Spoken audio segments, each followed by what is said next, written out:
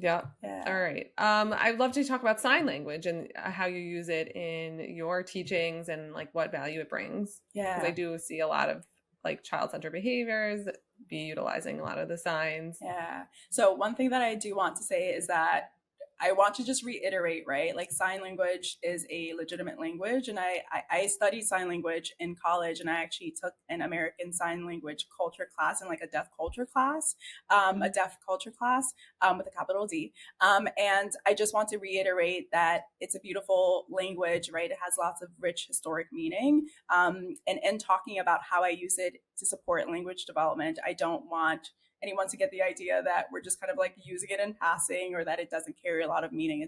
It does, and it's very important.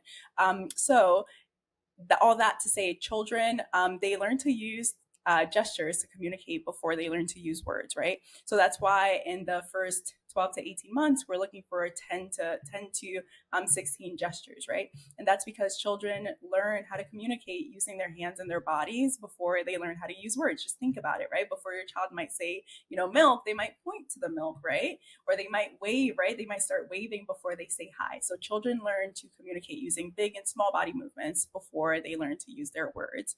So we use vocabulary from ASL to be able to support that in the meantime. And what I find is because children already kind of have the knack to be able to use gestures to communicate, it decreases frustration, right? If a child can do this, but they can't say more yet, and they're really hungry and they just really want some more Cheerios, right?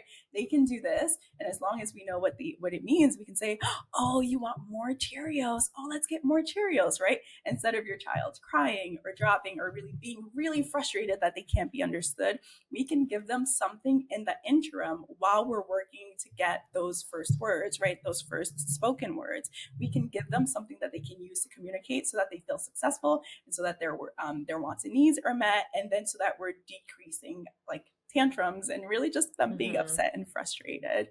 Would you ever assume that it would like dissuade them from learning the language because they have the gestures that you're appropriately Yeah. responding to? So this is the thing, right? When we're modeling the word, which I think that's kind of like where there tends to be a lot of confusion. When we're modeling the gesture, we're also saying the word. So we're not using the gesture in the absence of oral language or spoken language, right? So when we're doing this, we're saying more, more, yeah, let's get more.